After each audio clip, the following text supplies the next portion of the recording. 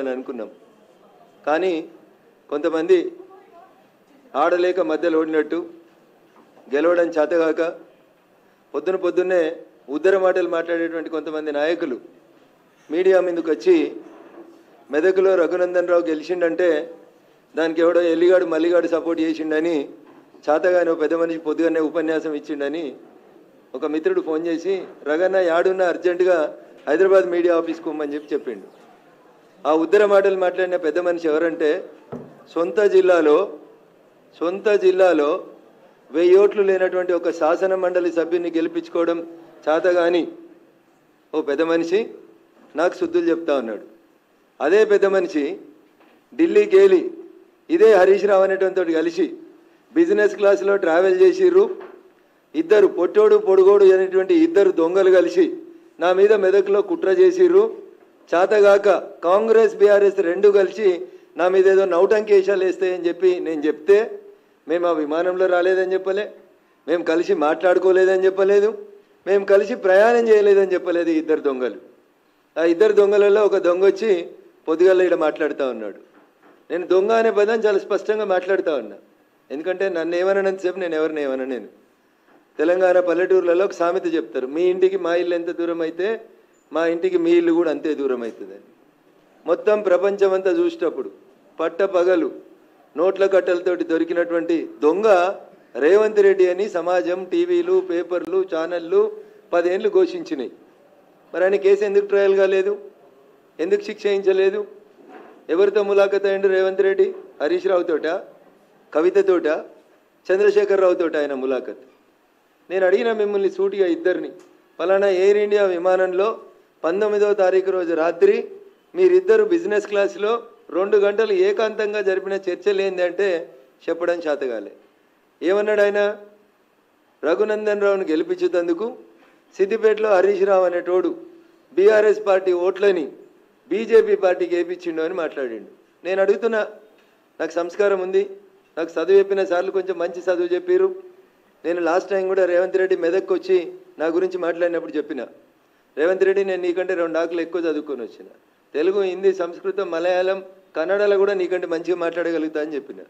కానీ నా సంస్కారం, నాకు చదువు నేర్పించినటువంటి గురువులు చెప్పినటువంటి విద్య నాకు అడ్డం వస్తుంది అని చెప్తా ఉన్నా. నేను సొంత ఊర్లో ఎమ్మెల్సీ గెలవడం చేతగానోడు, పోనీ సొంత ఎంపీ సీట్ అన్న నిలబెట్టుకున్నాడు అంటే ఎన్ని ఓట్లతో ఓడిపోయినా ఆయనకే తెలియాలి. ఆయన గెలిచింది అత్తేసారి 5,000 గెలిచిండు. ఇవాళ ఆయన ఓడిపోయింది ఎన్ని వేలతో ఓడిపోయిండో, ఎన్ని లక్షలతో ఓడిపోయిండో నాకంటే ఎక్కువ మా మీడియా మిత్రులకు తెలుసు. సొంత ఊర్లో ఎమ్మెల్సీ నిలుపుకోవడం చేతగా లేదు, పెద్ద పొంకనాలు కొడుతూ ఉంటాడు, పెద్ద మాటలు మాట్లాడుతూ ఉంటాడు. అధికారంలో లేనప్పుడు ఎన్ని మాటలు మాట్లాడిండు. ఇవాళ అధికారంలోకి వచ్చి 6 నెలలు అయింది. ఏం చేసినావు? ఒక్క జీవో తెలంగాణలోకి సిబిఐని రాకుండా నీకంటే ముందున్న ముఖ్యమంత్రి ఒక జీవో తెచ్చిండు. నువ్వు సక్కనోనివైతే తెలంగాణలో తప్పు చేసిన వాళ్ళని జైలుకు పంపించాలనే కోరిక నీకు నిజంగా ఉంటే ఇంకా సిబిఐని రాకుండా నిషేధించినటువంటి జీవోని ఎత్తేయడంలో రేవంత్ రెడ్డికి ఉన్నటువంటి కష్టం ఏందో ఒకసారి చెప్పాలి. ఎందుకంటే ఆయన మీద కూడా రేపు మాపో వస్తుంది అనేటువంటి బాధ, భయం ఏమన్నా మనసులో ఉందేమో ఒకసారి ఆలోచించుకోవాలి.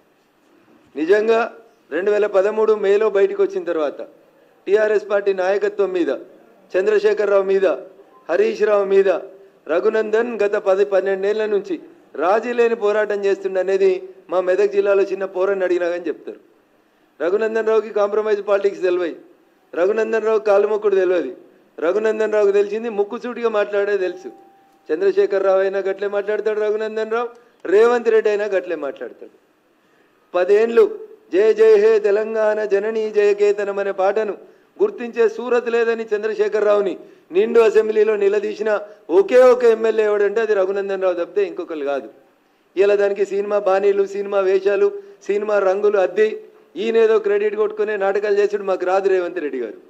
అందుకని నేను ఏమంటున్నా అంటే రేవంత్ రెడ్డి గారిని, హరీష్ రావు గారిని, నేను ఎవరి దయాదాక్షిణ్యాల మీద గెలవలే. మా భారతీయ జనతా పార్టీ బూత్ అధ్యక్షుల దగ్గర నుంచి మొదలుకుంటే మా మెదక్ పార్లమెంటు పరిధిలో ఉన్న ప్రతి కార్యకర్త తన్ మన్ ధన్ పెట్టి రగన్న గెలవాలని కొట్లాడితే ఆ అహంకారపూరితమైనటువంటి కేసీఆర్ కుటుంబానికి, హరీష్ రావు అనేటువంటి దుర్మార్గమైనటువంటి క్రియలకి మా మెదక్ పార్లమెంటు ప్రజలు ఇచ్చినటువంటి తీర్పు నా మెదక్ గెలుపు. నేను వాడేవాడో వీడేవాడో వేస్తే గెలవలేదు. నేను ఎవరి దయాదాక్షిణ్యాల మీద కుర్చీలోకి రాలేదు. అందుకని నా గురించి మాట్లాడే కంటే ముందు నోరు ఒళ్ళు రెండు దగ్గర పెట్టుకోవాలని ఈ రాష్ట్ర ముఖ్యమంత్రి గారిని ఈ సందర్భంగా నేను హెచ్చరించడానికే ఇంత తొందరగా మీడియా ముందుకు రావాల్సి వచ్చింది. ఇంకో మాట కూడా చెప్పదలుచుకున్నా, నేను మాట్లాడగలుగుతా. ఏం మాట్లాడతావు రేవంత్ నువ్వు నాతో మాట్లాడాలంటే? ఎందుకు మరి మల్కాజ్గిరిలో నువ్వు ఎవరిని పెట్టినావు క్యాండిడేట్ను? పక్క జిల్లా వాళ్ళని తెచ్చి ఎందుకు పెట్టినావు? ఎవరికి అమ్ముడు పోయినావు? ఎవరికి అమ్ముకున్నావు మల్కాజ్గిరి సీటు? ఎంతకు అమ్ముకున్నావు?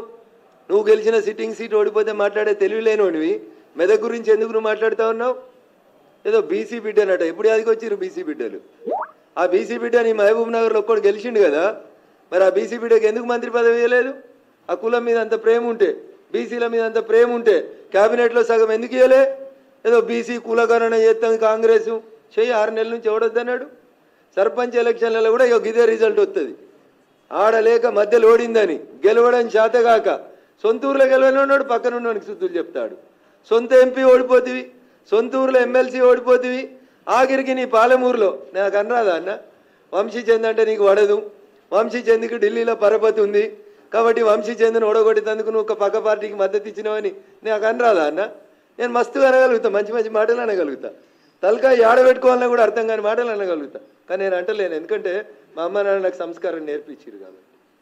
నువ్వు ఇన్ఛార్జ్ తీసుకున్న చేవెళ్ళు ఓడిపోతివి, నీ సొంత జిల్లా మహబూబ్ నగర్ ఓడిపోతివి, ఆఖరికి నువ్వు సిట్టింగ్ ఎంపీ ఉన్న మల్కాజ్గిరిలో మూతోడు జవాబు ఇచ్చిరు మల్కాజ్గిరి ప్రజలు. ఏం మాట్లాడుతూ ఉన్నావు?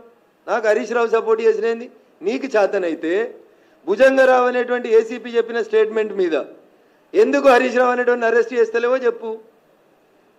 ఓటుకు నోటు కేసులో నిన్ను పట్టపగలు బొక్కలు ఇరిచి గుంజుకపోయారు కదా, మరి ఇలా భుజంగరావు చెప్పిన స్టేట్మెంట్ మీద హరీష్ రావుని కాపాడుతుంది ఎవరో చెప్పాలి రేవంత్ రెడ్డి.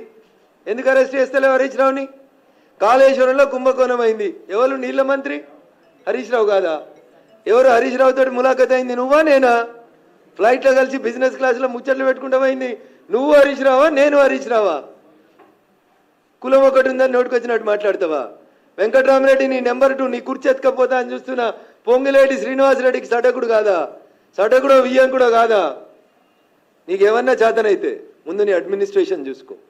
రఘునందన్ రావు అనేటోడు ఎన్నికలు జరుగుతున్నటువంటి టైంలో 150 సార్లు సిద్దిపేట సిపికి ఫోన్ చేసిండు, మెదక్ ఎస్పీకి ఫోన్ చేసిండు, సంగారెడ్డి ఎస్పీకి ఫోన్ చేసిండు. బీఆర్ఎస్ పార్టీ అభ్యర్థి వెంకట్రామరెడ్డి అనేటోడు ఓటుకు 1000 రూపాయలు వంచుతుండు పట్టుకొని రని 150 ఫోన్ కాల్ చేసిన, నీ డీజీపీకి చెప్పిన, మీ ఇంటెలిజెన్స్ ఐజీకి చెప్పిన. మేం పోయి కార్లు పట్టుకొని కొడతామంటే పోలీసు వాళ్ళు వచ్చిర్రు.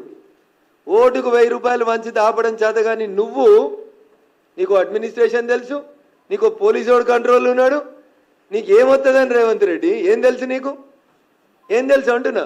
వెంకట్రామరెడ్డి పైసలు వంచుతుంటే ఎందుకు నీ తెలంగాణ పోలీసు వాళ్ళు ఆపలేకపోయినరో చెప్పు. నేను 20 ఎఫ్ఐఆర్లు చేపించిన, పోయి చేగుంటల ఫామ్ హౌస్లో 8 కోట్లు ఉన్నాయంటే నీ పోలీసు వాళ్ళు రాకపోతే మేము పోయి దాడి చేస్తామంటే అప్పుడు వచ్చింది నీ పోలీస్. గదానికి సమాధానం చెప్పు. గివి చెప్పడం చేత కాదు. ఒక్క పోలీసోడైనా నీ మాట వింటుండా? ఒక్క పోలీసోడు ఒకవేళ వింటే వెంకట్రామరెడ్డి పైసలు వంచుతుంటే నువ్వు బీసీ బిడ్డ అయినటువంటి నీలమ్మదికి మా మెదక్ జిల్లాలో అన్యాయం ఎందుకు చేసినావు? టీఆర్ఎస్ వాడు బీఆర్ఎస్ వాడు 1000 రూపాయలు ఓటుకు వంచుతుంటే నీ సొంత పార్టీని గెలిపించుకోక వెంకట్రామరెడ్డికి ఎందుకు సద్దులు మోసిండు నీ శ్రీనివాసరెడ్డి? పైసలు ఎట్లొచ్చినాయి మా మెదక్ జిల్లాకి? దగ్గర 200 కోట్లు ఖర్చు పెట్టారు మెదక్ పార్లమెంట్ మీద బీఆర్ఎస్ పార్టీ. 6 ఎమ్మెల్యేలు నిలుసోని పైసలు వంచిరు ఓటుకు 1000 రూపాయలు. ఏది నీ police? Where is mister DGP? ఏరి మా పోలీస్ కమిషనర్లు? తీసుకో నా టెలిఫోన్ కాల్ హిస్టరీ. ఒక్కొక్క ఎస్ఐకి ఎన్నిసార్లు చేసిన, ఒక్కొక్క సిఐకి ఎన్నిసార్లు చేసిన, ఒక్కొక్క సిపిని ఎన్నిసార్లు కాల్ చేసిన అడుగు. పిలువు, మీటింగ్ పెట్టి రేపు ప్రగతి భవన్లో వస్తా, సెక్రటరియట్కి పిలువు, సమీక్ష పెట్టి వస్తా. నా టెలిఫోన్ అఫీషియల్ నెంబర్ నుంచి నేను పోలీసు వాళ్ళని బతిలాడినా, బెదిరించిన, సార్ పైసలు వంచుతూ వచ్చి పట్టుకోమని చెప్పి. గది చేతగాలేదు నీకు, కానీ నువ్వు వచ్చి కథలు చెప్తా ఉన్నావు.